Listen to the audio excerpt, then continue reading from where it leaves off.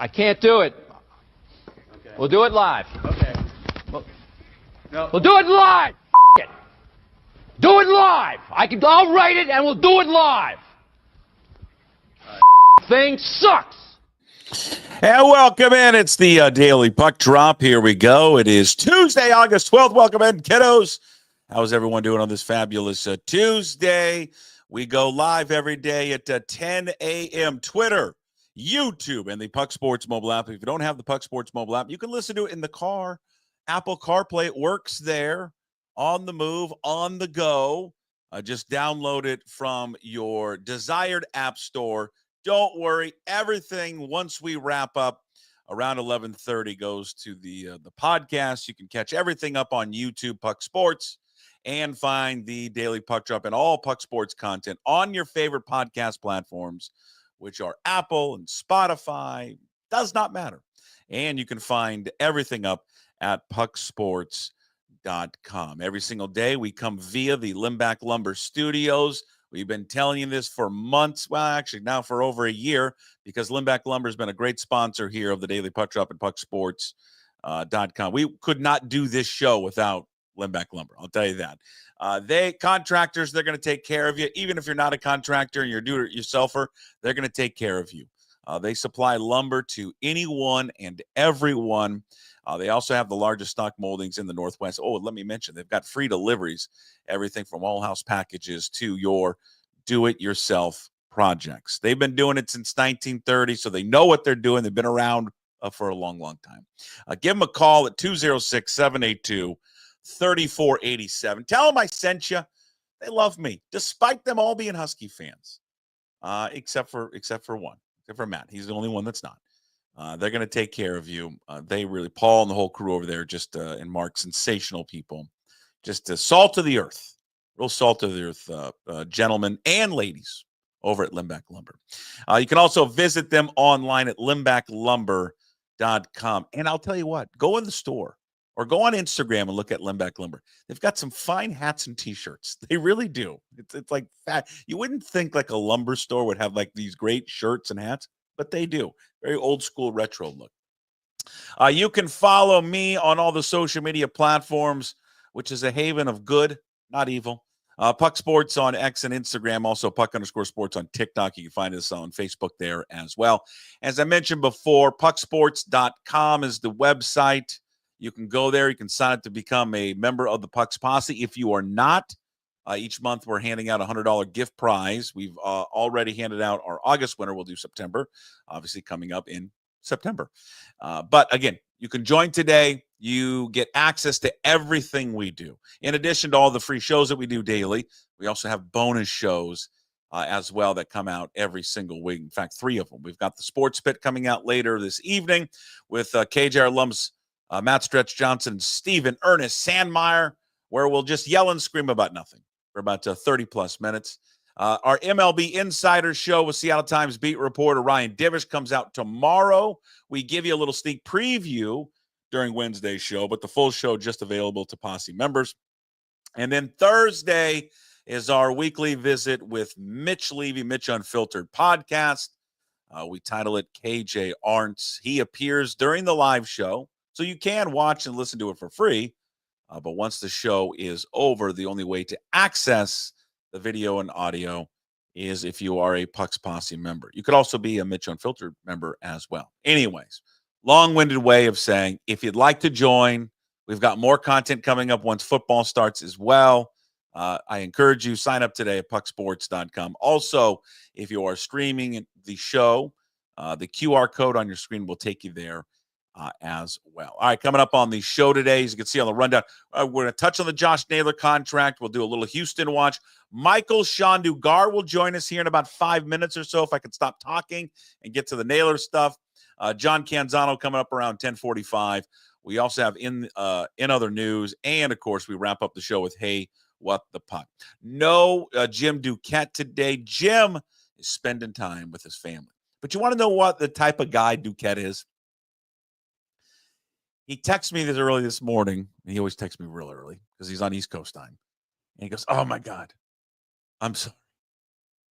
I forgot to tell you I'm on vacation with my family. if you really need me, I'll step away for a few minutes.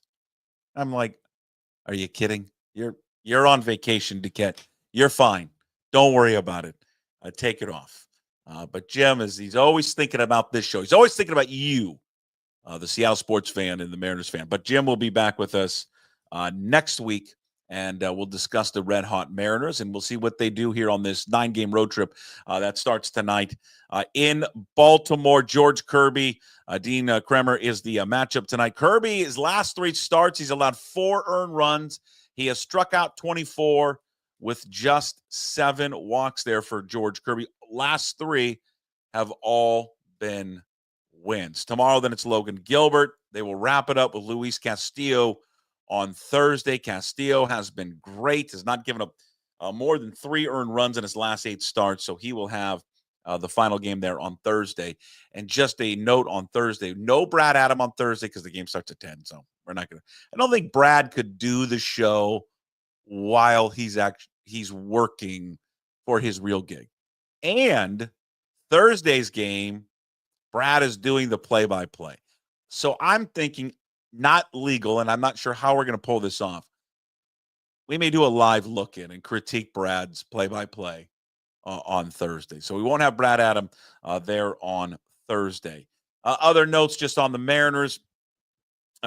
Julio we've talked a lot about Julio, but there was a tweet put out by the Mariners. It just puts it in perspective what this guy has done the last month, which just usually coincides with how he has been throughout his career. Like it's just gets off to these slow starts, summer hits, and it's just a different Julio Rodriguez, like a completely different player.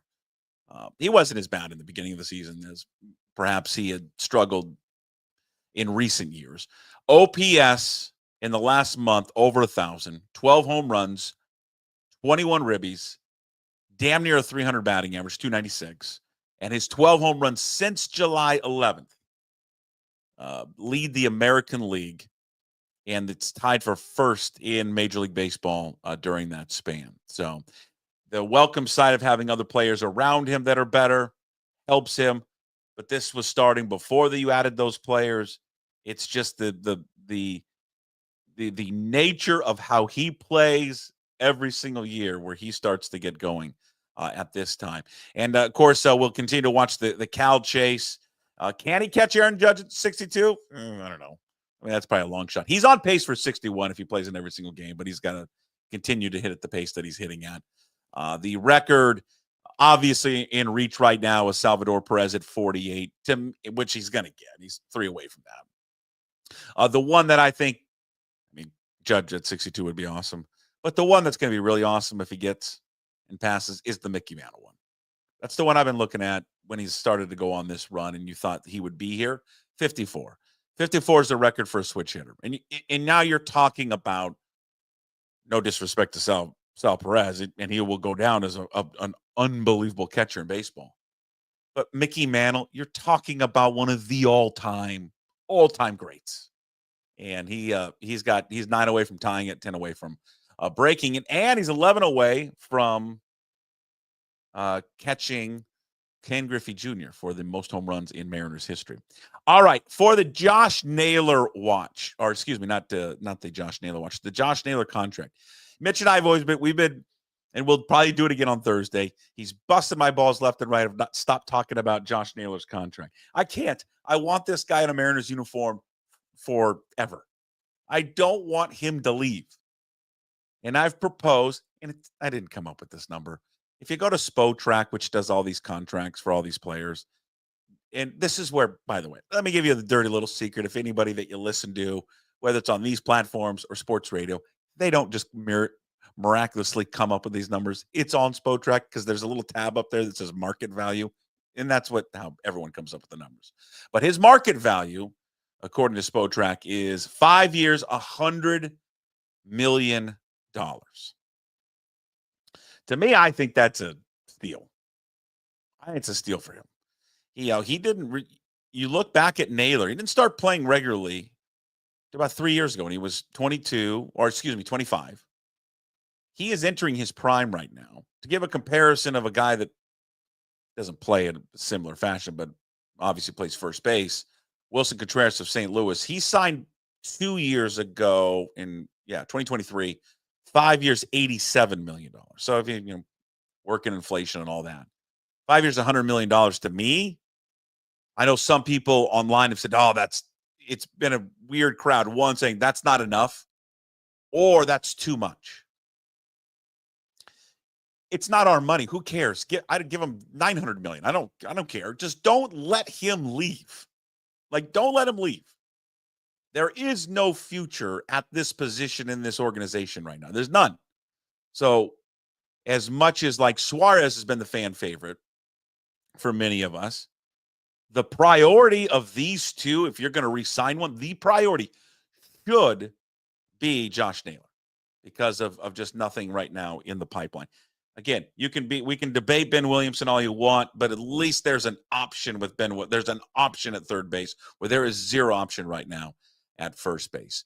All right, no Jim Duquette today. He'll be back next week. But ladies and gentlemen, it's not often. Well, it is often, and it's going to become more often once the football season starts. But it's not often we get to talk to not only a fabulous reporter, a fantastic podcast host, a wonderful father, now of not one but two, but now, ladies and gentlemen, gracing us is an acclaimed author, Michael-Shawn Dugar, the athletic, proud graduate of the Edward R. Murrow School of Communication, proud graduate of the Washington State University, now author extraordinaire.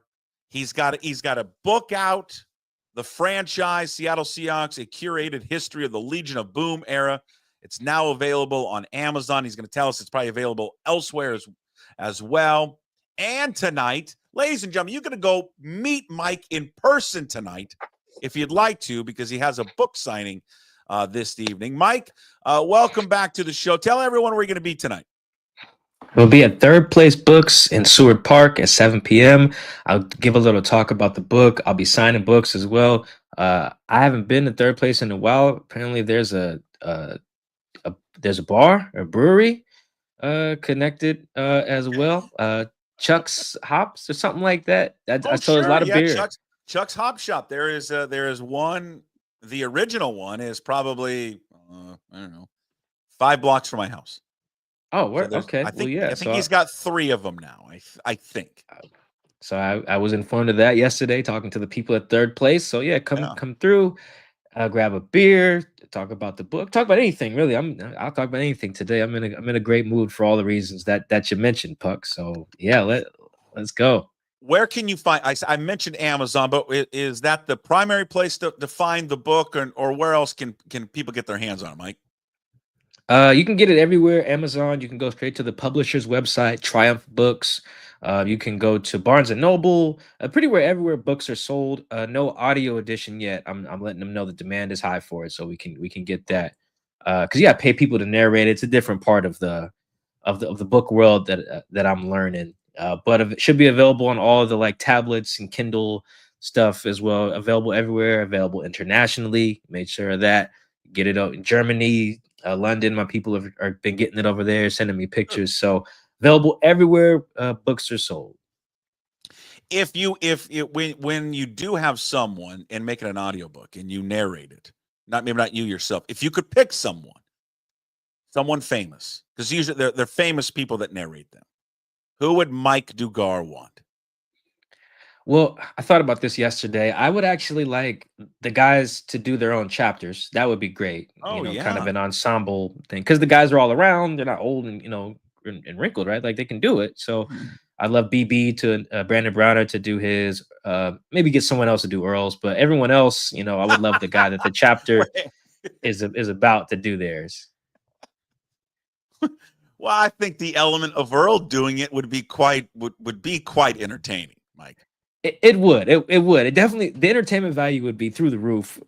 It'd probably be best if someone else does it. But if he wants to, that would be great. If not, just have Marquez-Shawn do the whole book. Okay, that would be phenomenal. That would be ideal. If it was up to me, I would tell the publisher or the parent company in charge of that guys, whatever it would cost, we're gonna recoup.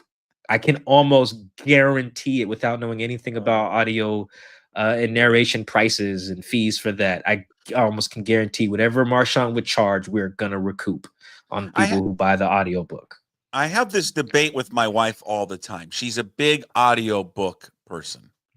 And then she will, as you know, she goes on her walks and then listens to the book. And then she'll say, you know, in small talk conversation with people, she's like, "Oh yeah, I just read that book," and I'm like, "You didn't technically read it. Like someone read it to you. Does it count? Can you say you read a book if you just listened to it?" No, you listen to it. Listen to it. I think those are different. Those are totally different skills. You know, they're part of the five senses or whatever. You can't just conflate the senses. You know, you hear something, you smell something, you see something, you touch something. Yeah, you didn't read the book. You know, you didn't use your eyes to do it. You listen to it, which is fine too. I don't care how people do it. I don't care if somebody reads it to them. You know, they read it themselves. I know a lot of people are big audio persons. I spent enough time around Bobby Wagner. He was probably the first person I knew that was really on it. And it made sense for his schedule too. He's like, I can just sit there on the plane when we're traveling and just go listen. Let's sit on the training table, the little the leg thing to fix your the Normatec after games. There was so much. He's just sitting there, and it made more sense to be able to hear something. So, well, congratulations on the book. We've talked about this before, but it's just got to be I think for every writer, reporter, this is kind of a goal, right? Is to write a book. So a thrill for you. Congratulations on all of that. And we should also mention, I was going to say this for the end, Mike's going to be back with us during the football season. We're happy to announce it will all be brought, Mike's weekly appearance will all be brought to you by Georgetown Brewery, and you can visit the website at georgetownbeer.com. So we're thrilled to have Mike back on. Like any good Coug, I said, "Can we pay you in beer?" He said yes. And so Mike said it was gracious with his time. So we're thrilled to have Mike back on this season once we ramp up the full NFL coverage, which Mike is right around the corner right now. They've got their second preseason game coming up on Friday. Let me just start there. How much is Mike Macdonald going to treat this second preseason game differently than the first, or do you think he keeps it the same? Yeah, I think he's kind of found a rhythm he likes to the preseason games. So last year he played the starters actually, and on defense against the Chargers last year, but didn't play the starting offense, I believe. And then we went to Nashville. All the starters got a lot of run in the joint practices, so pretty much no one of consequence played against the Titans in week 2. But then in week 3, that's when we saw Geno. That's when we saw DK. I believe Jackson played as well. I think Geno caught a touchdown, threw a touchdown to DK against the Browns. So I think the kind of rhythm to it is the young guys are going to get, one of the first 2 games. Kind of depends on if they have joint practices. When there is joint practices, nobody of consequence plays. We'll get our work during the week against that team. And then at some point we need to see the starters, preferably against another team's starters. And that's what he's hoping for against the Chiefs, that Andy Reid will throw his guys out there for a series, a quarter, whatever. I don't know if the coaches talk about it ahead of time, but Andy's known to play some starters in the preseason. So Mike's like, yeah, let me roll Sam out there. Let me roll, maybe not Ken Walker, but like a Zach Charbonnet, Jackson, Cup, like guys like that. The ones should get some run here Friday night. And hopefully they do really well. I'm curious to see how the offense looks with those guys in there. Has he given any indication of like how much they'll play? 1 series, 2? Not yet. We'll talk to probably Wednesday is when next time we talk to him, I believe, which is when he'll give that up. It'll probably depend on the health of certain positions as well. Olu's still not practicing at center, so like how much do you want to run Jalen Sundell out there? Because if something happens to him, now you got no centers, so you got to be careful there. You can't play Charles Cross. He had his fingers surgically repaired, so he'll probably have to get the update from his medical guy probably Wednesday afternoon to say, okay, how can we really do this, make sure nobody gets hurt in practice beforehand, because it gets real dicey, man. One play in the preseason can change your whole season. So you got to be real calculated with this. But that's why I mentioned he's found a rhythm to it. I disagree with it. I wouldn't play my guys at all, but he has found his rhythm to it. I'm amazed they still do it. I mean, I know, it's just probably more money, TV and money for the gate with the tickets, but I'm surprised with the amount of money that these organizations have locked up in players now. And it's going to, they're going to drop another game soon. They'll add, an 18th game. So now we'll be down to 2 preseason games, but I don't know. In 2025, I like preseason, but I understand the worry of not playing these guys because of the injury risk. So there is part of me, I don't know if you agree, that I'm surprised that we still have this many games. I think you're only going to have it. You're going to have the games, obviously, like you said, it'll go from 18 regular to 2 pre. But I think it's listening to the players. And I think that the only reason that I even acknowledge the farce that is the preseason is that the guys say it matters. And I mean, like the guys as in the starters. Like I'll talk to a Julian Love or something, and he'll say, yeah, no, I'm in year whatever, but it does help me to go out there and hit somebody or even just try to. Maybe I missed the tackle, but I just got that out of the way once. Guys have talked about the value of just getting back up to game speed. Uh, Running backs have talked to me about getting hit again, because you don't get hit for like 8 months. As long I never want to dismiss, I have all these analytics, I have my opinions. I'll never totally dismiss the opinions of the guys who are going out there. Sure. So as long as they're saying, and the coaches, I think, are smart enough to do the same. If Ernest Jones says, "Hey, coach, I need a series," then you're gonna give him a series. You got to listen to your guys. Now, sometimes there's some circumstances you protect your players, but in general, if players say it helps me to at least get a series, give them a series. Because ultimately it's a player's game. When do they do the joint practice with Green Bay? Is it right after? I know it's right after the Kansas City game, and it's that week leading up to the Packers game. Next Saturday? I think the 23rd. Yeah, they're just gonna do one practice on the 21st over there in Green Bay, and then the game's on Saturday. Last year they did 2 practices in Nashville. They recognized that was one practice too many because the blood gets to boiling there, and there was some real deal humidity out there in Nashville, so they won't do that again. So one practice, they'll probably play the starters a lot. Probably Sam Darnold will probably get a lot of reps in that game. It wouldn't surprise me if they try to get him 80 to 100 plays in that, because he's not going to play.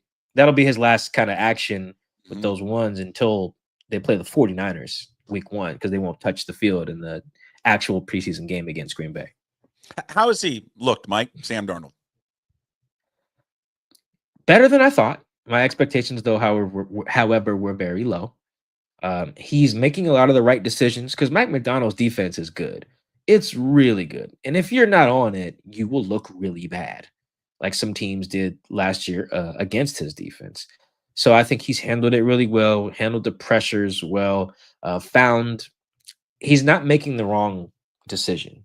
And that's something that Sam has done throughout his career. He just throw picks and take sacks and just overall inaccuracy. He's a pretty accurate guy. Most guys are in camp, but I think his decision making has been really good. I can see when, that play is supposed to go to Jackson, but Spoon jumped it. So now you just need to just check it down to AJ Barner and live to go to the next rep. He's doing that quite a bit, and it's boring probably for fans who come out, but that's what's going to win you games. But the other thing I've kind of been a little surprised at is that they're not very explosive on offense. You're not seeing like what the Vikings were doing last year. The Vikings were just lighting it up, like down the field, pushing it. Even in practice, you go see. I thought those Vikings reporters this time last year were just blowing smoke, man. I thought Sam was buying them cookies or something before a training camp, because you read their tweets and reports from this time last year, and you'd have thought Sam was Aaron Rodgers. But then you get into the games and he's throwing 97-yard touchdowns, at Justin Jefferson against the Niners, and you're like, oh, that's what they were seeing. That's why they were talking that way. We're not seeing that yet, and I think that's probably part to Mike Macdonald's defense.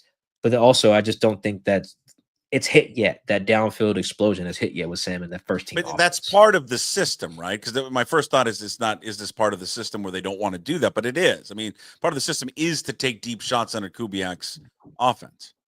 Oh, 100%. Yeah. He's just not taking. Is it just not there? Are you saying it's not there more because of how the defense is playing, or Darnold's just not wanting to cut it loose? Yeah, I just don't think it's there a lot. I think one day it looks like they were trying it. There was deep balls all over the place. I think it was last week. And they weren't hitting them. They tried Reek 3 times and didn't get him. 2 to Jackson and then 1 to MVS, I believe. He couldn't get it. So you could kind of see Kubiak probably looking at the same thing I'm looking at and seeing like, damn, we can't hit no shots. All right, today we're going to go out there and see how many we can hit. I think Milroe hit 1. Drew might have hit 1. But it's pretty rare. It's hard. It's hard on this defense because you can't throw on Reek that well. Spoon is as good as any corner I've seen practice for the Seahawks ever. And so Julian Love and Kobe are just they're in lockstep. So it is tough. They probably are. I know they're dialing it up. I see MVS running posts. I see Jake Bobo running deep. I see Torrey Horton going deep. And then the ball gets checked down to Zach Charbonnet, and then they go to the next rep.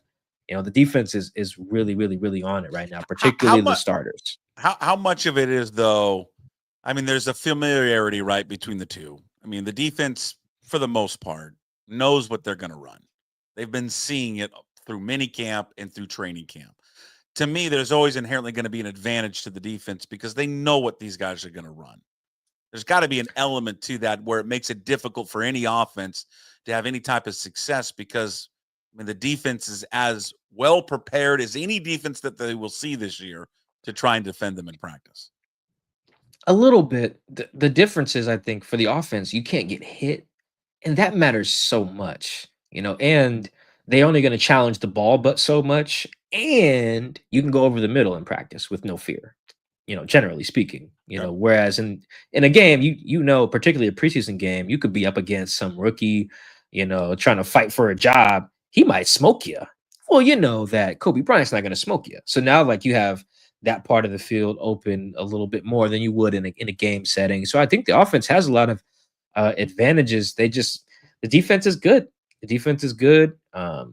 Mike Macdonald's on it. His defense is built to trick you and confuse you and make you think that a deep shot is there, and it's really not. They've hit like a couple, but again, the Vikings offense last year was tearing it up in camp, and they were tearing it up in the preseason or in the regular season, and we're just not seeing that part of it yet. It makes me wonder if we're gonna see it. That's the main thing I'm looking for Friday night. Hit some shots, Sam. Well, that's what the number one thing.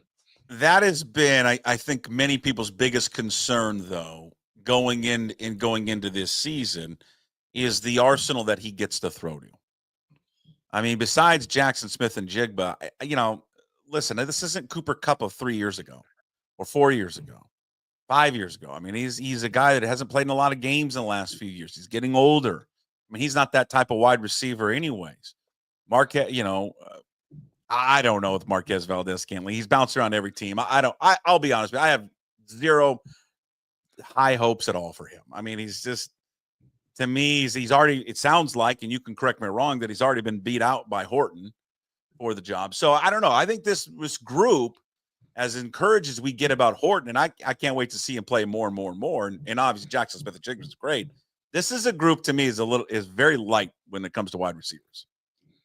The way the wide receiver room is set up, and I'm going to write about them this week, it reinforces my belief that you shouldn't play your guys, because if something happened to Jax, it's ugly around here. It's ugly. Like, I put him in wood. Wrap. Come on, is there wood around? Knock on something. Yeah, Lord. Because and it speaks to just the room is good, and I think joint practices, I'm kind of against those too, but I'm coming around to it just for the entertainment purpose.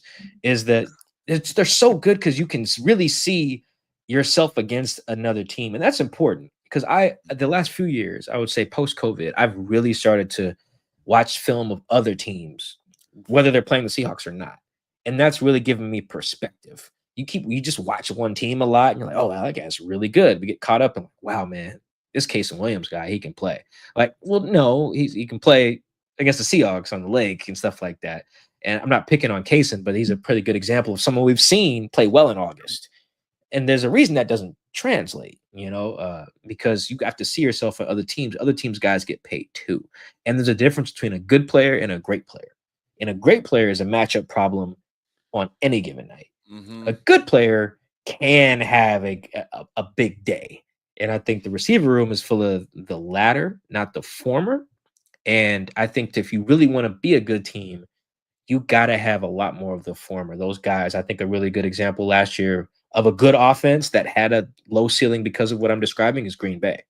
They had a bunch of good receivers. They had nobody who was that dude. Mm-hmm. And that bit them, and they used their first round pick on a receiver because of it. So the Seahawks do, though, have that guy. It is Jax. You're right. But that's why I want to keep him in bubble wrap.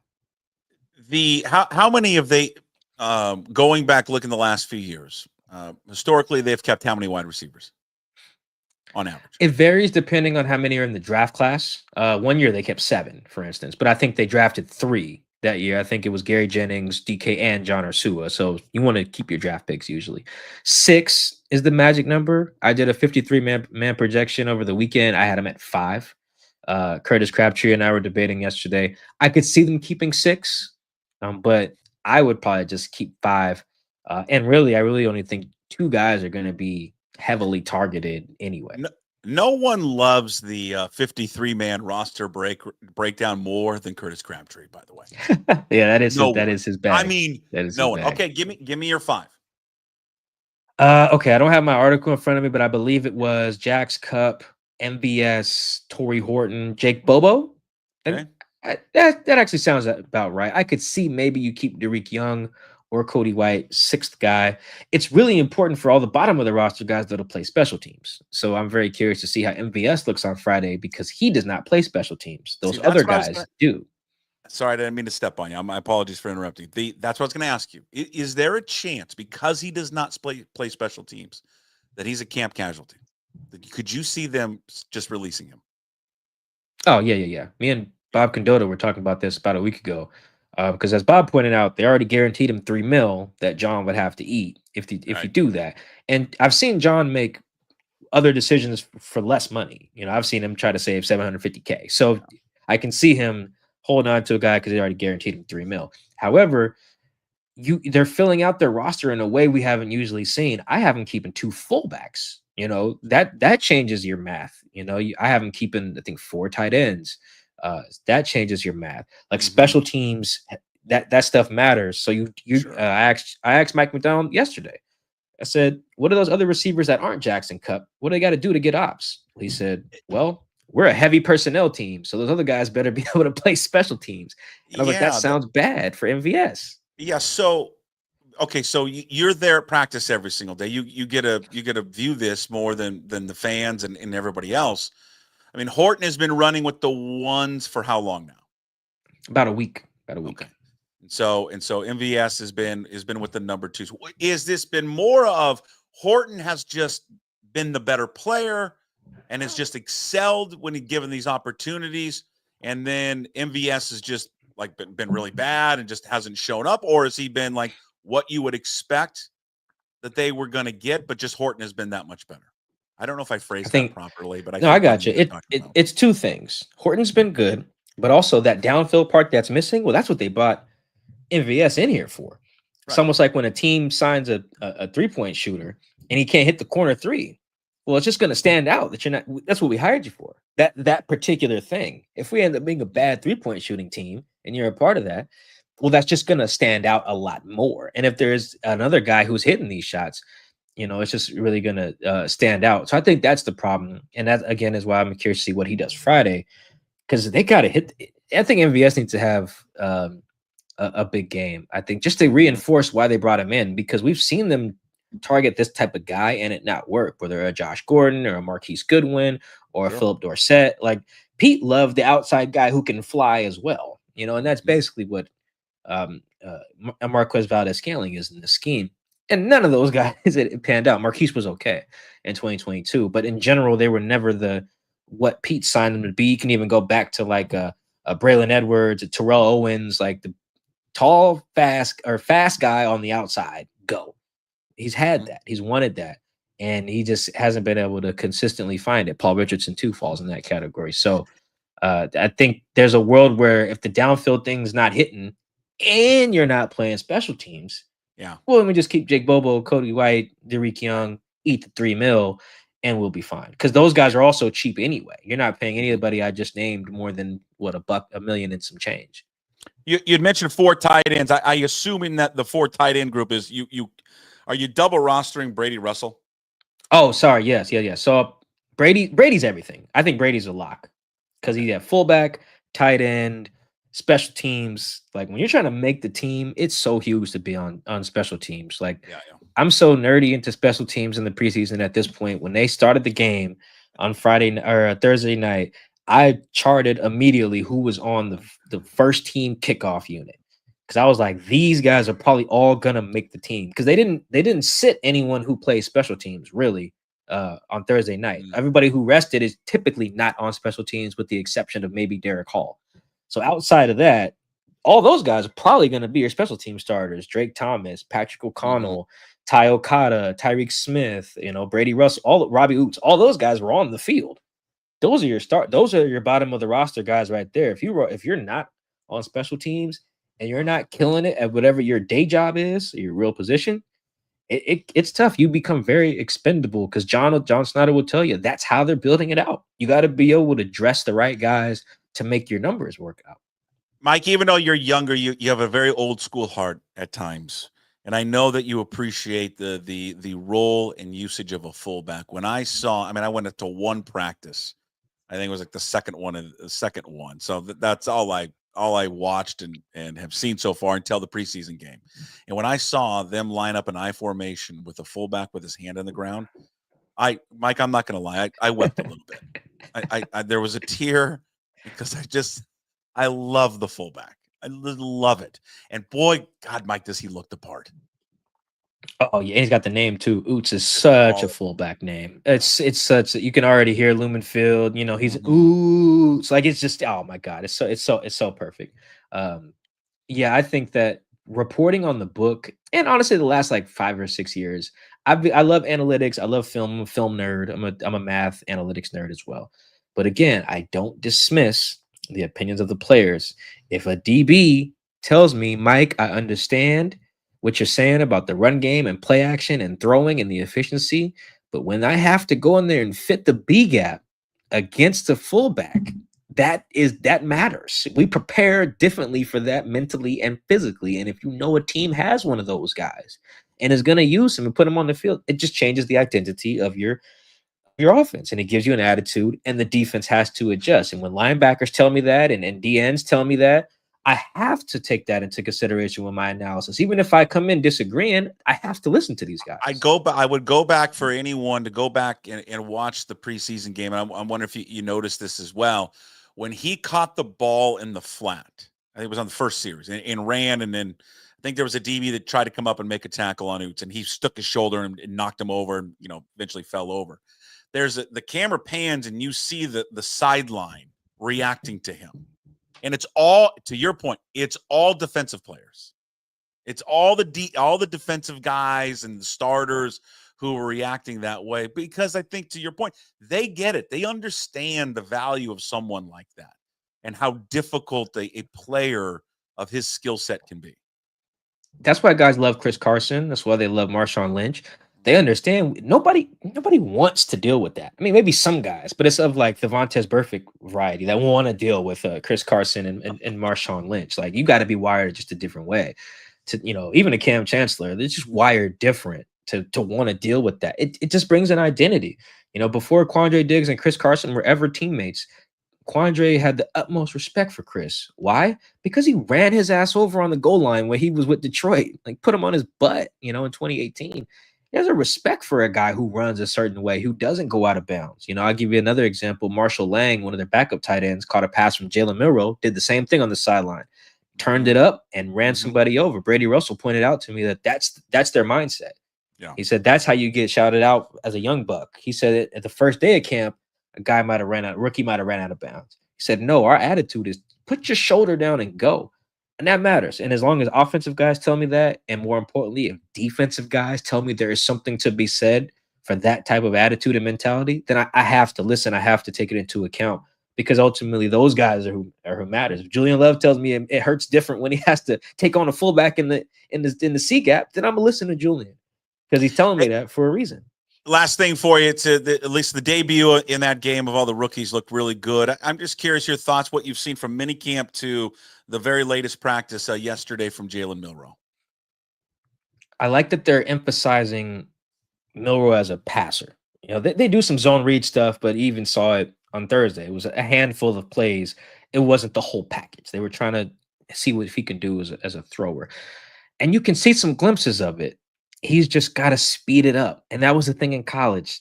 And accuracy was one thing, but he was throwing late. He almost had a ball get picked off in one of his first series on Thursday night, trying to throw to Jareek Young because it was late, outside the numbers. If that DB had better hands, that's a pick. So I just need him to see it a little faster. And that was his first game, so maybe he will. But you look at some of these other rookies that played the rookies had a good first week. Shador played well. Jackson Dart played well. Shuck was up and down as I expected, but made some explosive plays too. So Cam Ward, go Cougs, played well in the few series he played against Tampa Bay. So yeah, I like Jalen. I think there's some potential there, but I think it's just going to take some time. Sure. And maybe more than we thought. He looks like cleaner with his footwork and everything. Throws a good ball. He's got arm strength, but you got to see things so much faster.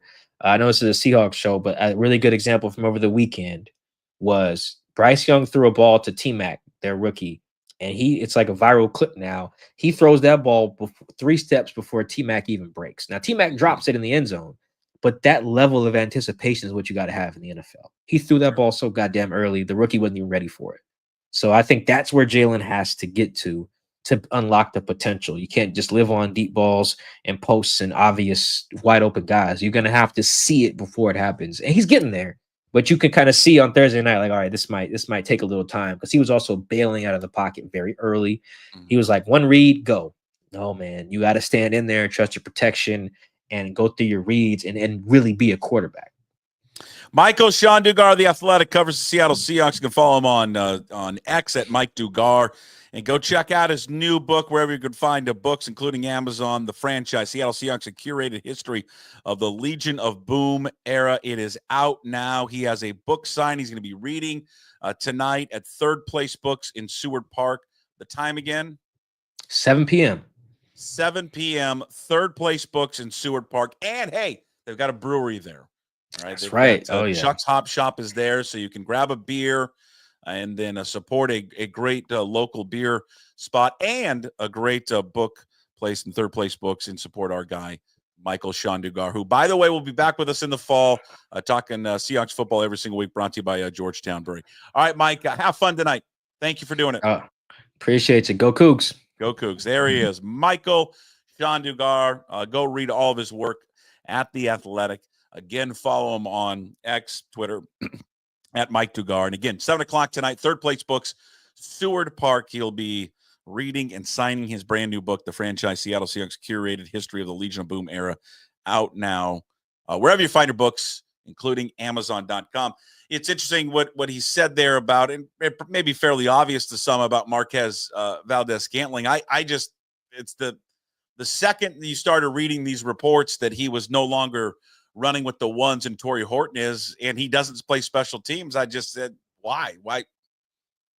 If he's not going to be the starter, then why is he on the team? There's just, to me, there would be no sense in keeping him around, because the roster spots are so valuable on this football team, and you've got guys who can play that position, also play special teams, like Bobo. We've talked about Derek Young, even and Cody White's been thrown out there. But yeah, I just to me, they're not going to be in these sets where you're going to need 3 wide receivers a bunch. And the fact is that if your 2 top guys are Jackson Smith and Jigba already, and then Torrey Horton, just roll with those guys. And again, you just look at Marquez Valdes-Scantling.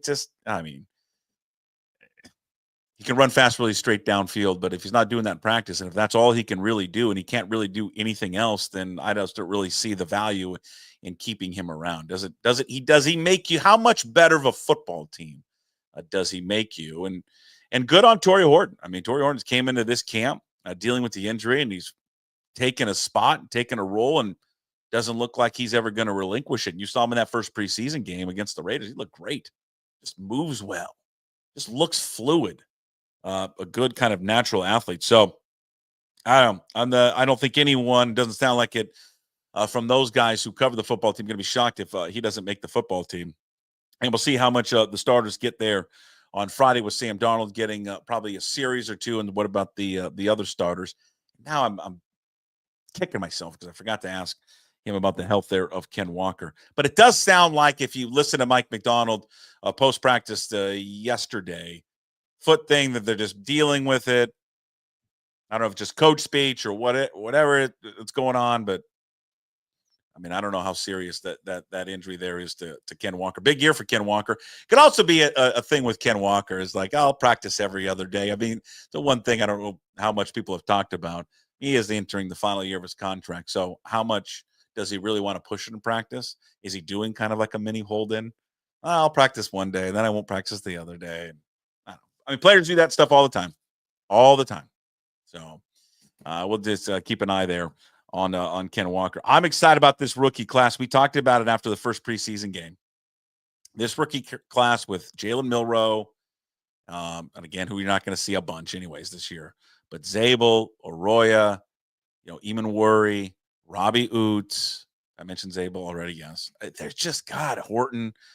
This just has the looks of just a damn real good group, just really, really good and exciting. And it's going to be fun to kind of watch it all come together, and you'll see what they look like as they continue to move on there with the Chiefs in the final preseason game against the Packers. But I do think that wide receiver room is a real issue. I mean, it's whether you sit back and go, hey, they needed to get rid of DK Metcalf, they just couldn't, move forward with him. Okay, but you don't have the guy. I mean, eventually I think Jackson Smith and Jigba, fits that role, but is he in the mold of that big time wide receiver? I don't know. We shall see. You shall see with his numbers, when he doesn't have those other wide receivers around him to see what he can do. But once you get past him, now you're dealing with Horton as a rookie, and then it's a drop off. I mean, it's JSN Horton, who again is very unproven. You've just seen one preseason game of him, some viral clips probably coming out of practice, and that's it. And then it's a real big drop. And I get they're going to be more focused on running the ball and be more physical, and maybe they don't need to have this reliance on wide receivers, but I still do think you need that group back there. But and then the running back competition, which we talked, well, we didn't get to it with Mike, but with Walker and Charbonnet obviously entrenched in that one. Holani, who looked great in that first preseason game. And then Damian Martinez still available in that competition, but Holani looked much better than Damian Martinez certainly did. We'll catch up with our guy, John Canzano, here momentarily. JohnCanzano.com. We'll get the very latest there in college football. There's a new lawsuit that is happening between three schools that are leaving the Mountain West, including Boise State, going to the Pac-12. But they have now turned around and have tried to sue the Mountain West. So we'll talk to John about that. Some news on the Civil War media rights deal that we'll cover with John. There's a story that he posted a few days ago that just warms my heart. I don't care if the video was staged, still warms my heart what he wrote about. Got to ask him also about the situation with Jimmy Rogers at Washington State. See if he thinks it's a good idea what he's been doing in practice. All right, ladies and gentlemen, joining us from Baghdad, where he's being held up. I'm not in Baghdad. Come on. Where he's on secret location, Operation Civil War Baghdad. Ladies and gentlemen, John Canzano from JohnCanzano.com. You can read him there. You can listen to him as well. This guy just wants to dominate all of multimedia projects. He is on the Bald-Faced Truth Radio, 750 The Game down in Portland, Oregon, from 3 to 6 p.m. He does it all. How are you? I'm doing well. How you doing, buddy? I'm doing great. Just, living the dream. Summer's almost over. Oh, don't say that. I'm holding with both hands. Goodness gracious, man. God, we went right in from baseball, went so long, and then that got over second week of July. You get 2 weeks off, and we just started football practice last week. It's no breaks. It's interesting that you sort of formulate the framing of your life around your youth sports scene. And there are a lot of parents who do that. The first thing you mentioned was baseball. Then you go to football. We're doing the same thing with soccer tournaments and, all the stuff that goes on. I do not remember it being that way when I was a kid. My life and my social calendar and my sports calendar did not dictate what my family was doing. But we are sucked into that vortex, that multi-billion-dollar vortex that is youth sports, just like everybody else. Yeah. Well, we've always had if you played, youth football, you always would start practice in August or even in junior high and high school. So you always had that. We like to get away. The baseball season has gone longer and longer. I just feel like it's just that is morphed into, a 3-month season to a damn near 5.5 months now. Yeah. It used to be 12 or 18 games in Little League. I think it was 18 games we played. And then it was off to try to, we were all trying to get to San Bernardino. Yes. Such a glamorous place to go. I got to go to San Bernardino and play for the regional championship. But Looks like the team from Washington has advanced to Williamsport. That's They cool. did, Bonnie Lake. Yeah. Did you ever make it to San Bernardino as a kid? No, we never got to San Bernardino. We got to the north side of my town. We had a north and south little league, so we had to play each other. We could never get past the north siders. You talked a little bit about one of your stories about the Little League World Series, the good and bad of it. I think there's certainly an element of great with it, and there's certainly what the incident that you detailed in one of your pieces that happened between Oklahoma and a team from Texas, right? Was it Oklahoma and Texas? Yeah, there's some sign stealing going on, and yeah. It is every year in the Little League. I don't know what to do with Williamsport, because on one hand, it's little leaguers, right? And it's awesome. And you get like that moment a couple years ago where you had the pitcher who hit the batter and the batter goes to first base. The pitcher's crying. The batter walks over and hugs the guy, just melts us and goes, oh, yeah, this is what it's about. And then you get, the mic'd up coach in the dugout who's dropping F-bombs. You get Danny Almonte. And then you get this situation with this Oklahoma team where, sign stealing is part of baseball. We all sort of recognize that. Like, you're not using video equipment or whatever, but you can't be on second base. The rules say you can't be on second base signaling to the batter what pitch is coming, because for crying out loud, it's Little League, and we're supposed to be letting these guys compete against each other. And in Little League, you have to stay on the base until the pitch is delivered. So if you're standing on second, you have this unusual vantage point into the catcher's signaling. But I think it could have easily been rectified with the pitching team, the team in the field, just changing the signs. But it ended up going into a protest situation, and then everybody standing around for 20 minutes, and then bases loaded, and the Oklahoma kid hits a grand slam. And I just feel like you're taking it out of the hands of the kids, and the adults are getting in the way again, Puck. Well, I thought that and I watched the video, and I've seen it, and I'll be honest with you, I thought the umpires handled it good. I thought they probably should have had a sterner warning in the beginning to the sign stealing. Yeah. Clearly it was the team from Oklahoma that was doing it. I mean, clearly the kid was doing it. He was like the Yankees. He was like waving his hand all around. Yes, yeah. The problem were the adults, were the parents. The parents from the team from Texas. They were the problem. They were chanting, "You can't do that." And I just think that's what it kind of that crossed the line where they are signaling their anger, disapproval to a 12-year-old kid. The broadcaster, the guy who was on the call for it, even said it. It's like, what are we doing here? Right. I don't know. To me, there's a lot what I watch. I mean, I watch it all the time. I love it. I think there's a lot more good than bad that comes out of it. I'll tell you this. Here's my main takeaway from watching it and then being involved with it this year. These kids are so much bigger now. It's unbelievable how big they are. Yeah. There's got to be a time when, especially when they get to this, and I wonder how close we are to it, they've got to extend the bases and the mound. Yeah. I just think watching some of these kids who are 12 and how big they are. Yeah. The 46 and 60, I don't think can contain these kids anymore. Well, they're like 3 steps between the bases, right? Oh, it's ridiculous. But there's an easy way to fix this. Like, people are saying, oh, sign stealing is part of baseball. Well, it's not supposed to be part of Little League baseball. Right. So the Oklahoma team should not be doing this.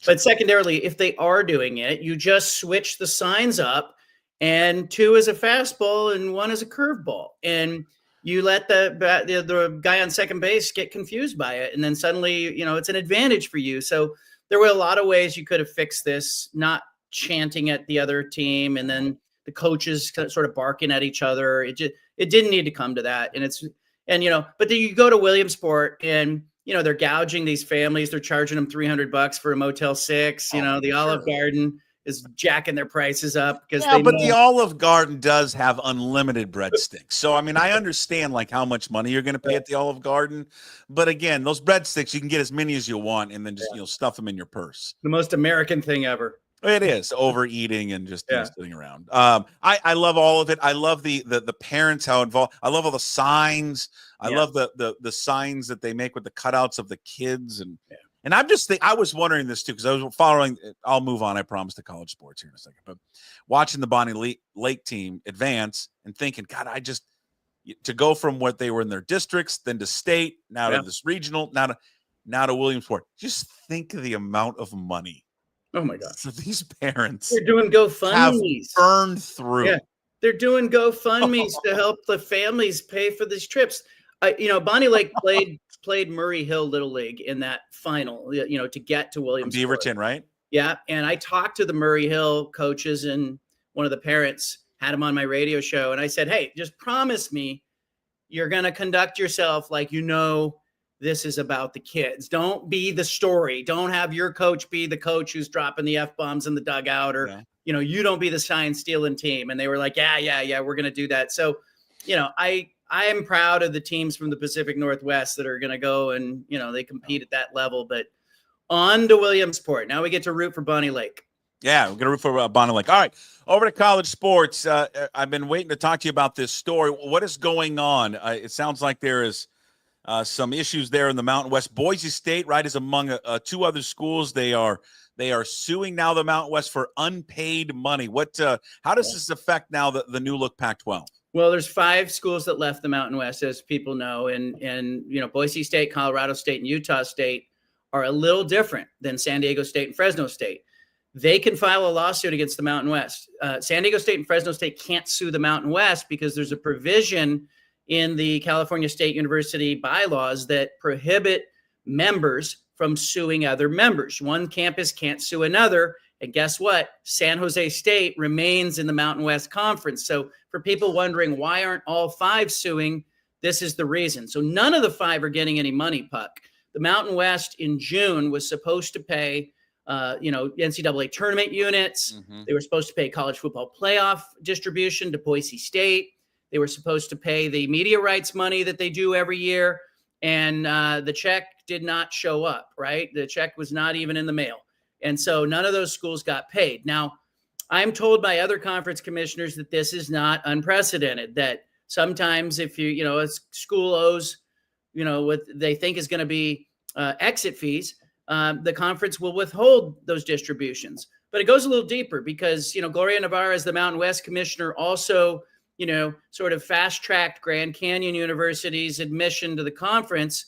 The 5 departing members were against this. They believed that they were deceived and that she's acting with sort of a personal vengeance. They have named her in the lawsuit as well. So they are suing the Mountain West and they are suing the commissioner, Gloria Navarez. Now, I communicated with the law firm that represents those 3 schools this morning. They say this is clear retaliation against the departing members. This is basically a code red. You left us, and this is going to get hashed out. But Puck, the exit fees, we all sort of expected the exit fees that the 5 departing schools were going to pay would be negotiated down. Typically, it's 40, 50, 60 cents on the dollar when you're negotiating those deals down. I am told that the Mountain West Conference walked into the room and said, you all owe us $21 million in exit fees. And they came off that number just a little bit, but not enough to get a settlement done. And so, I'm being told by sources involved on both sides that they are happy to go to court over this and see what happens in court. I do wonder, and I normally expect a settlement in these things, but I wonder if the exit fee portion of this does end up in court because they are so far apart on what the number should be. They're not even in the same room. Wow. It's just there's never a day where there's not drama, is there not? I know. And you just think about it. Gloria Navarra is the Mountain West commissioner and Teresa Gold, the Pac-12 commissioner. They used to be friends. Like they were coworkers, allies, friends. They worked together at multiple stops, including as deputy commissioners in the Pac-12. And, now they sort of find themselves at odds from a professional standpoint. But it does feel like there's a personal element here, and it makes this very unusual to see the Pac-12 and the Mountain West fighting. And remember, it was the Mountain West who stepped in when Oregon State and Washington State needed games and charged them an arm and a leg, $14 million to play those games, 12 games, charged them an arm and a leg, and then tried to do what? Tried to get $30 million in the second round. It was, it was not a tenable situation for Oregon State, Washington State. And so, Oregon State and Washington State did what a lot of other schools or conferences would do. They said, okay, you won't play us. We'll take 5 of your schools. And so, you ended up with, Boise State and San Diego State, Colorado State, Utah State, Fresno State, all in the Pac-12 starting in 2026 and a whole bunch of litigation and lawyers getting paid in the meantime. It's not a great situation all around. No. It's just the whole thing with college athletics is just an absolute mess. You wrote about this, speaking of college football and rivalries and what makes college sports and college football so great, the Civil War. I didn't know this until you wrote about it. So they're playing this year, Oregon State, but they're not playing next year. No. And then the future is in doubt between these two schools. And what is leading to that doubt that they can continue this series? Well, they agreed to play this year, and they did some creative things to make the game happen even last year. Boise State, Texas Tech was involved. Washington State, remember, ended up playing Texas Tech. Texas Tech was supposed to play Oregon. Boise State moved weekends to free up the date for Oregon State, Washington. San Diego State moved later in the season in Washington State's schedule. There were all these tentacles that David Brown, the college gridiron scheduling guru, had to be involved with. Like, he's the chess master who made that happen in 24. They're going to play this year. Happens in the early part of the season. Apple Cup and Civil War both getting played early. Doesn't make sense. Doesn't feel right, but at least it's getting played. In 26, both sides are telling me that they are locked into non-conference games, and they just can't get out of the non-conference games for 2026. For 2027 and 2028, Oregon has bought its way out of the Utah State games in both seasons and has freed the calendar. Oregon is telling me, hey, it's now Oregon State's move. They haven't committed to scheduling us. Now, I think there's a reason for that. We all know that the Pac-12 doesn't know how many members it's going to have. It doesn't know how many conference games and non-conference openings it's going to have. And I think Oregon State is trying to get some of those logistics nailed down. And they're in some existing contracts with some other schools that they aren't yet ready to buy their way out. I also think there's a hope, maybe on both sides, that Tony Petitti, the Big Ten Conference Commissioner, would look at the rivalries with Washington and Washington State and Oregon State and go, hey, instead of having Oregon and Washington play each other in that late November window, let's let the rivalry games have their moment late in the season, and let's have Oregon and Washington maybe play each other a week or two earlier. Could the Big Ten be involved in potentially making that happen? We shall see. But I think there's just some moving parts here. There's also a little bit of reluctance, I think, with some of the fans. That, some Oregon State fans still have some really bad feelings about what happened when Oregon and Washington left. And I hear from a number of Oregon State fans who say, I don't want to play this game anymore. The series started in 1894, Puck. I think it should be played. It's, it survived a world war. It survived there was no game in 1911 because there was a riot in 1910. So they had no game. They played at a neutral site in 1912. That deal was brokered by a cigar store owner in Albany, Oregon, kind of the midpoint between like Portland and down. They played at a makeshift field that they built, 7,000 seat stadium that they built, and they played a game, and the police escorted the teams to and from the field. And, this series has seen some stuff is what I'm saying. Yeah. And, this whole division with, the Big Ten schools leaving, there's just some bad feelings there, some lingering bad feelings. And I think the Oregon State fans are concerned about the resources at Oregon being a factor in this series going on, of course. But I think it should be played. There's reasons on both sides to play this game. Oregon doesn't want to get on a plane, doesn't want to have to pay for a non-conference game, likes the season ticket schedule to include this game every other year. And for Oregon State, you get a Big Ten team coming to Research Stadium every other year. You're not going to do that with anybody else. All right, media rights deal. When is that second shoe of whoever else the other partner is going to be? When does that drop? Anytime. I'm told they are very close. I expect news this week. I think you're going to see the Pac-12 roll out that second leg of the media deal. I don't know if it's going to be the CW piece, which makes sense to me. I think the CW will be involved. I don't know if it's going to be, perhaps the Warner Brothers Discovery piece that I'm expecting, some TNT Sports and Turner. I think they're going to be involved as well. I also think, we're watching the NFL and ESPN come to this agreement.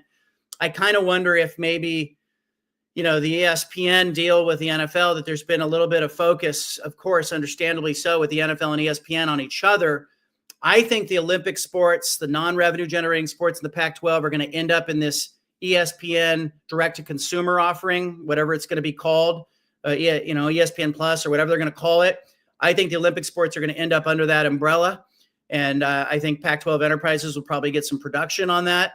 But it could just be that there's a little bit of a delay here because ESPN and the NFL have been embroiled in their deal. But I'm expecting something very shortly. I was told perhaps midweek later this week. So keep an eye up for that. You wrote a story this week that I had not seen this viral video that's on TikTok. It's of a kid going up to a house and he's doing the ding dong ditching that we all did as kids. Now when you watch it, it's obviously staged. The whole thing, it's clearly staged. The woman's in on it because then you can hear her say, what would I'm going to call your dad. And then the dad comes running out. No. Let's run. What are you doing? Let's get out of here. So the dad's kind of everyone's in on it, but okay, fine. It doesn't matter that it's staged, but it is part, you wrote about this, how it's kind of a throwback to your youth, that there's still kids that are kind of doing stuff like this. I mean, some would say, well, I wouldn't do it today's day and age with people. I get that. But I was thinking about, like, God, gone is that innocence of kids. Like, no one in my neighborhood TPs anyone's house anymore. Yeah. Like, that used to be such a big thing. Like when we were kids, I mean, we would egg houses. I don't want anybody to egg my house. And that's a little cruel, thinking back to, we used to do that all the time. Last year, because this reminded me of the story that you wrote about, that we got our house hot dogged. So this became like a new trend. Hot dog. Kids kids from the high school would go around throwing hot dogs at houses and cheese slices. And the only thing that we could think was, instead of egging, because the price of eggs were so expensive, the hot dogs were cheaper. You go with what you had. But I watched them. They did it twice, and I caught them on the second time, and I started running out chasing them. And I just to kind of put a little scare in them. Throw me a bun. Come on. I wasn't mad at all, right? But I was laughing so much inside. When we were in high school. So good. I was so proud of them, John. I love it. When we were in high school, we threw corn tortillas. Because if you throw a corn tortilla, you can throw it like a Frisbee, not to give anybody ideas. And when it lands on a roof, if there's a little moisture, it sticks to the roof. So you will have the roof of the house littered with corn tortillas, and somebody has to get up there and get them down, not to give anybody any ideas. But this is an interesting thing, because I wrote about this, and I was surprised that some of the readers didn't know what doorbell ditching was. And I said, gosh, we used to back in the day go up and ring the doorbell and run away. And it was sort of innocent fun. And then I had some people say, some elderly people might not think that's funny. They might feel, that this is kind of harassing them. And I said, okay, that's fine. But generally you did it to your friends, or you did it to that neighbor down the street who had it coming. Yeah. So I wrote about this thing, and it hits on a number of notes. Like it's a father-son bonding moment. It's a parent-child bonding moment. It's there's an innocence to it, because the kid who performs beautifully in this staged thing sort of acts like, oh, I got caught. I don't know what to do. And his dad's yelling, you run, you idiot. Like, and the dad's running down the street. And so I think there's just some really sweet, it hits some sweet notes. But I also think that, like, there's just, I wrote about it. And then the next day my doorbell rang and I went to get it and nobody was there. And so, so there was that. Somebody did it to me, Puck. I just kind of smiled and went, okay. But Ring cameras, we have security cameras all over the place. You can't approach the compound anymore without me knowing you're there. Like, I wasn't home this morning. We got a delivery. I got a notification. Someone was coming up the walkway. I watched the driver on camera drop the delivery on the porch. Like, we have taken some of the fun out of childhood and the rite of passage. What about the burning poop on the front step? Where are we with that? It's too far. It's too much. It's mean. It's mean. It's really, that's mean, Puck. No. I think doorbell ditching's fine. I even think the toilet papering is it's a little over the top. That's causing somebody to have to go spend part of their day out there. Tortillas. The hot dogs one was great. I brought my two dogs out. and just said, It's a dab at it. Clean it up. clean it up. Yeah. You guys clean up. Hey, all right, last thing for you. We've kept you long. I don't know if you've seen this, and I'm just curious your thoughts and talk to some other coaches that you have relationships with, because I'd love to hear their thought on this. Jimmy Rogers in practice, several practices, has had everyone live, including the quarterbacks. And I'm like, I have never seen this before, ever. And I don't think he's done this before. At least if I read the story correctly coming out of there, that I don't think he did this at South Dakota State. Part of the reason he's doing it is, according to him, is that we got 4 quarterbacks. They're all competing. I need to see them live. Okay. I need to see the defense. I need to see them elude pressure and make plays. But boy, John, you are playing like clearly he has 2 guys that are separate themselves from the other 2. It's not all 4. If you read all the dispatches out of there, there's like 2 guys. But boy, you are playing with fire by letting those guys get hit in live action, aren't you? Yeah, you are. And Jonathan Smith at Oregon State, I talked with him about this when he was at Oregon State. I asked him what he learned his first season, his second season. He was in year 3, I think. And he said, I've learned to take some pressure off the guys. And you want your team, your defense, for example, you want your defense to tackle well. And there's something about live practice that you can't duplicate in a tackling drill that helps you tackle well. And I think you sometimes see teams that don't have a lot of contact in practice, they don't tackle well. But Smith was balancing that with, he had a number of injuries and lost guys in practices that you lose for the season. And so he was sort of balancing like how much live reps can you possibly take? And so I think Jimmy Rogers is trying to get an idea of who can play at quarterback, but I got news for him. He's going to need both those guys, Puck. Wow. That's the way the game goes today. You're going to need both those QBs. I don't like too much of this. I think you can get enough of an idea in practice, but I don't like too much of this, especially if you're dealing with a roster that had massive attrition through the transfer portal. I think you could be playing with fire and some potential injuries.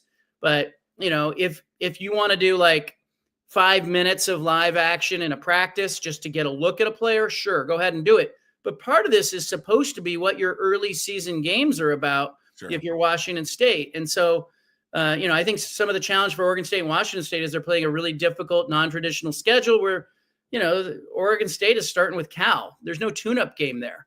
Yeah. And so your scrimmages have to look a little bit like live action, but not at the expense of losing players. So yes, he's playing with fire.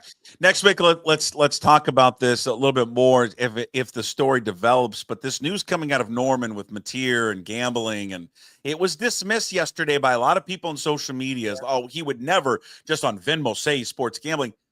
But it's caught the attention so much of Oklahoma that they're investigating it now and taking it very serious. And boy, this would just be I love the kid, and this would just be an awful news if he is caught gambling at all. Yeah, the dumbest thing ever. And by the way, go to your Venmo and set your transactions to be private. Like, everybody, I don't need to know you're buying boba tea for your friends. I don't need to know that you in your own household with your wife, that you're paying each other back for gas money. I don't need to know this about your family. So take your Venmo transactions and go private so the rest of us are not in your space and in your world. There he is. PSA from John Canzano. Thank you, John. We'll talk to you next week. All right. There he is, John Canzano, johncanzano.com. Brought to you by Zeke's Pizza, homegrown in the Northwest. Follow him on Twitter, John Canzano BFT. And you can listen to John down in Portland, Oregon, at Bald Face Truth Radio, 750 The Game, from 3 to 6 every single day. And, of course, John joins us live every single week. His appearances podcast up on YouTube and all of your favorite podcast platforms, Apple, Spotify, wherever you find your podcast. Before we get to our other news segment, I did want to switch gears and mention again, we talked about this a little bit yesterday. By the way, we're going to have more on that John Mateer story coming up in Hey, What the Puck. The First Tee of Greater Seattle, I mentioned this yesterday. It is just a fabulous organization with golf lessons, life lessons. It's multiple times a year they do a club sale that benefits First Tee of Greater Seattle. My son has bought clubs there multiple times, including this week, and it's just affordable, so you don't have to spend $1,000 on new clubs. Adults, they bring in their clubs the pros there, the people that work there, will cut them down if they have to, put different shafts on them to make them suitable for kids. But they have their summer equipment sale is happening this week, August 16th on Saturday at Jefferson. Well, it's now the Bill Wright Golf Complex, but formerly Jefferson. It's from 11 a.m. to 3 p.m. You get everything. There's new and pre-owned golf balls. There's clubs. There's bags. There's clothing. Everything from $1 up to whatever. And again, all proceeds go to support youth programs. Also on Sunday, August 17th, this Sunday, from 11 to 3 p.m., there will also be an equipment sale at Crossroads Par 3. So 2 sales this week benefiting First Tee. This Saturday, Bill Wright Golf Complex, formerly Jefferson, from 11 to 3 this Saturday. And then Sunday at Crossroads Par 3 from 11 to 3. Just wanted to pass that along. For all of you out there, if you've got kids that want to get into the game, or even yourself, you're like, I need a new driver, but I don't want to spend $600. I want to spend $50. They'll have it there. I would suggest this: get there early, because it starts at 11. People will line up at 10 to get in for this, so they can get the best stuff. All right, so we're gonna have more on Mateer coming up with Hey, What the Puck. But let's get to our other news segment. In our other news stuff that we've missed, we didn't get to today. You've probably seen this by now, but Mariners right-hander Ryan Sloan, the 42nd overall prospect in baseball via MLB Pipeline, he's been called up. This happened a couple days ago. He's called up to Everett. Now we know when he's going to make his first start. He's going to make his first start this Saturday down in Hillsboro, Oregon. So pretty cool. Rapid rise here for this big right-hander, Ryan Sloan. Many people who follow this closely, no one wanted to give up when it came to the trade deadline, give up this Ryan Sloan kid. MLB Pipeline, by the way, just released their top 100 prospect list, and the Mariners have nine players in the top 100, led by Colt Emerson, who's the 11th overall prospect. Then it's Cade Anderson, the kid out of LSU they just drafted. He's at number 22. Laz Montez is at number 29, the right fielder. Harry Ford is number 40, the catcher. Sloan, who we mentioned before, number 42. Michael Arroyo, Mitch Levy's favorite second baseman of all time, is at 61. Johnny Farmelo is 83. Durangelo St. John, the switch pitcher, comes in there at number 95. And Celestin, the shortstop, comes in there at 97. But wow, 9 players in the top 100. Again, MLB Pipeline, top 100 just came out. Think about it. They give up anybody at this deadline to get Naylor and Suarez and to acquire Ferguson. Didn't part with any of those guys. None of them. In other news, more trouble brewing, it appears, for Shohei Ohtani. More trouble away from the field. Here's the latest from Japan News is reporting that a Hawaii real estate investor and broker is suing Ohtani and his agent, claiming they got him fired from a $240 million luxury housing development on the Big Island. It was Hapuna Coast, which was going to be this like luxury high-end resort that they were going to build on the Big Island. They brought in Ohtani. The plan was for him to endorse the project. The agent and Ohtani were brought in again solely for promotional and branding value. They are claiming that they leveraged, according to the lawsuit, that they basically just kept on demanding concession after concession after concession, even though that Ohtani and his agent had agreed to this, that they kept asking for more and more and more and more. And then they end up falling apart, and they end up losing out on the $240 million. But again, it's just another thing with Shohei Ohtani that he's involved in for something away from the field. First, he got his interpreter with the whole gambling thing, and now you got this. In other news, Major League Baseball announced today the road to the 2025 World Series. The postseason, the wild card round, will start September 30th. Let's hope the Mariners are not in the wild card. Let's hope they start October 4th in the divisional round, but the wild card series goes from September 30th to October 2nd. The divisional round series will start on October 4th. That's a Saturday. Cougs, by the way, America's team's not playing that day. I believe the Huskies are playing Maryland. That would be a fabulous October 4th day in a beautiful, the weather will be great here in Seattle. Game 1, Logan Gilbert on the mound. The championship series will start October 12th. That will run through the 21st. The World Series, a week. Remember, it used to be the October Classic? Yeah. Now it starts October 24th. It ends in November now. October 24th through November 1st. So the road to the World Series, the schedule is out. Fingers crossed the Mariners start on October 4th because that means they've won the division. They've won the division. They have secured the first or second seed in the American League, and they've got to buy. All right, Seattle Kraken, real quick, they brought back 23-year-old defenseman Riker Evans. He agreed the second draft pick in 2021, 2-year deal on average salary of $2 million. News out of the NFL, Jordan Love is undergoing surgery today to repair a ligament injury to his left thumb. The Packers expect, though, him to be ready for the season opener. That is in other news today. Also, Sports Pit with myself, Steve Sandmeyer, Matt Stewart Johnson coming up later this evening. So be on the lookout for that one. Probably will post around 5 o'clock or so. All right. Before we wrap up the show here on a Tuesday, Hey, What the Puck is brought to you by Restoration One of North Seattle. It's a restoration company that lets you avoid the stress of water, fire, and mold damage with their property restoration services. Locally owned and operated. Make them your first call when these damages affect your residential or commercial property. Give them a call, 206-817-8917. Visit them online at restoration1.com, the North Seattle franchise. Brought this up briefly there to Canzano, but yeah, there story brewing out of Norman, Oklahoma that was dismissed by some in the media last night is that no way would he ever do this. No way would he say on Venmo that it was sports gambling.